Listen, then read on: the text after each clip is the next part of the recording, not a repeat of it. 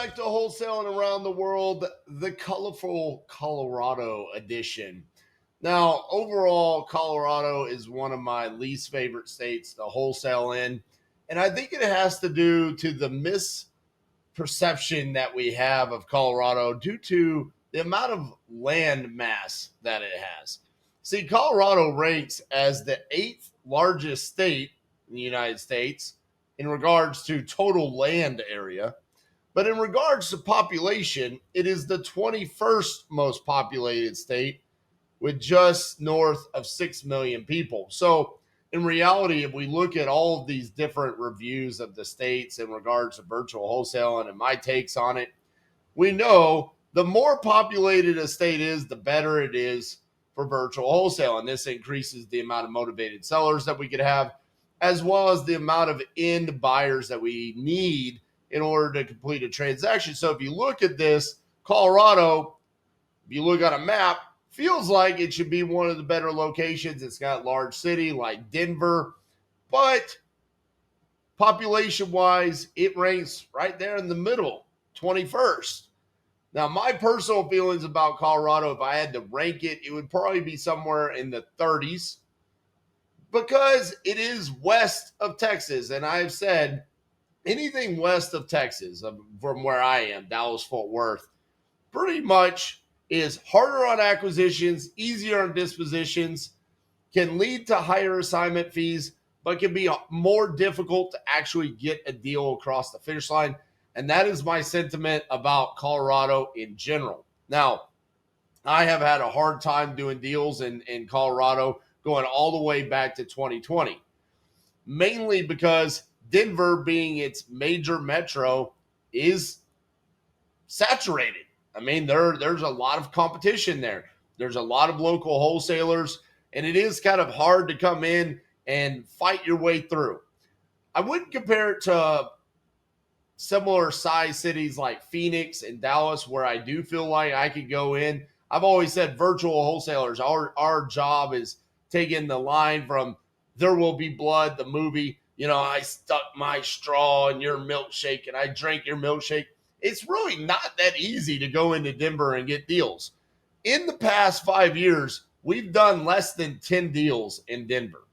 Now, part of the reason why I feel that's the case is because our main our only lead generation tactic nowadays is PPL. And going back to even pulling lists on batch leads and prop stream and texting and cold calling, it was just highly competitive. And on the PPL side, I just don't see as many leads in Colorado as I do in other places that I love, like Ohio, Michigan, Texas, Florida, Georgia. Those states regularly we're getting leads in. We're not getting as many leads as opportunities, right? We don't get those at bats in Colorado. Now, benefit of Colorado is there's not regulations against wholesaling. One thing that I read during my research for Colorado is the one thing you do need to be aware of in Colorado in regards to regulation is be cautious with how you advertise your wholesale property. So when you're doing dispositions, you want to be transparent. You want to disclose that you are assigning your equitable interests and that you are a wholesaler. So very similar to other states out there. It's not like there's a formal regulation like there are in other states, but that would be one area where you could get really bamboozled if you're just not paying attention to disclosing that you are assigning your equitable interests. Now, in regards to our experience of the deals that we have gotten across the finish line in Colorado, we've done Denver, like I said, less than 10. Going further up north, we've done deals in Fort Collins, Greeley. Going down south from Denver, we've done deals in Colorado Springs, Pueblo. So funny enough, pretty much if you're going to do deals in Colorado, my experience is it's going to be somewhere off of Interstate 25, right, which runs north and south through the state of Colorado, Denver being the main metro area where we've done deals. We've done deals around, right, Boulder, where the Colorado University is. We've done deals there. One thing that's kind of unique about Colorado is that there is so much land that raw vacant land is a viable strategy in the state of Colorado. We actually own quite a few acres in Colorado in that rural areas, right? We've picked them up seller finance. It's one of my passions, right? You've heard the saying, they're not making any more dirt. So we have obviously picked up quite a bit of dirt in Colorado, hoping for expansion in the future to some of these areas where we've picked up where we could sell it for a significant amount of profit while getting the tax write-off over the next several years. So that's one of the things that you're going to see if you are going to be doing marketing and lead generation in Colorado. You will come across quite a few leads that have acreage and land available. And one of the things that we've always done in locations like Colorado, Utah, Nevada, Wyoming, Idaho, Montana, when we talk to those sellers about this land that they have available, will they sell it seller finance? This can really help you during the dispositions process, as well as pick up some land yourself, right? Some of this land that I've been able to pick up, 5-10 acres, less than $5,000 on terms. So I think we're paying like $81 a month for 5 acres that we've picked up. So a really cheap amount that annual taxes on it are basically nothing. Just you have to make sure you still swipe your card and pay it every year, but it's really insurmountable. So insurmountable, is that the right word? It doesn't equate to much. That's what I was trying to say. So ultimately, pay attention to the vacant land because it can be an option for you. But moving to the west side of the state where we have Grand Junction, Durango, some other smaller cities like that. These are tourist locations. We've done some deals out there, but few and far between. And so ultimately for me, I don't have much love for the Colorado market. It's just not one of those locations that we've ever done a ton of volume. I will say deals that we have done have been pretty healthy assignment fees. So that's good. Dispositions has been easier, but we have come across some issues lately in Colorado Springs and Denver with dispositions. Some of the buyers, it feels like, have gotten a little bit more picky than they were back in 2021, 2022.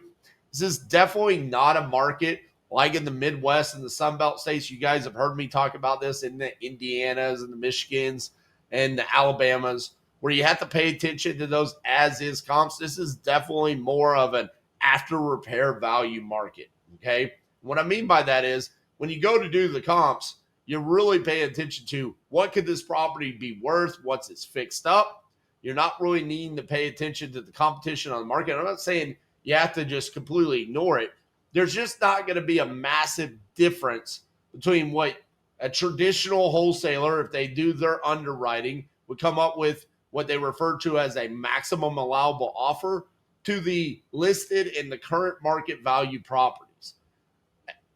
Kansas City, Detroit, Birmingham, Jackson, Mississippi, you're going to see a drastic difference where if you were to run your comps and you underwrite it to current market or to the maximum allowable offer, you're going to see something like 50,000, but then on the market you would see properties listed for 25,000. That's a massive issue. You're not going to really come across that in most locations in Colorado. Now, the more rural that you get, the more of a possibility that's the case.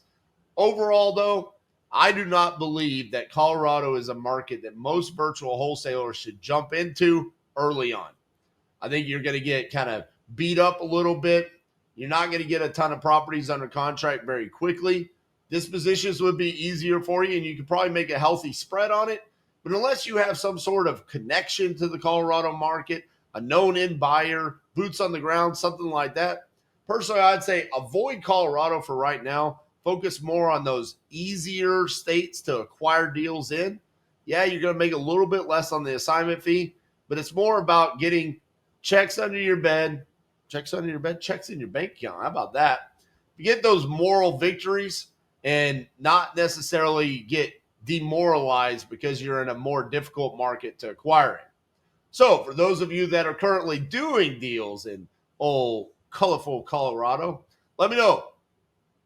Did you agree or disagree with my take? I'm actually curious to hear from some of the local Colorado wholesalers. Do you feel the same way about your state, or do you actually feel different because you're there local and you're doing deals? Let me know in the comments. Show me some love, like today's video, and we'll see you guys tomorrow.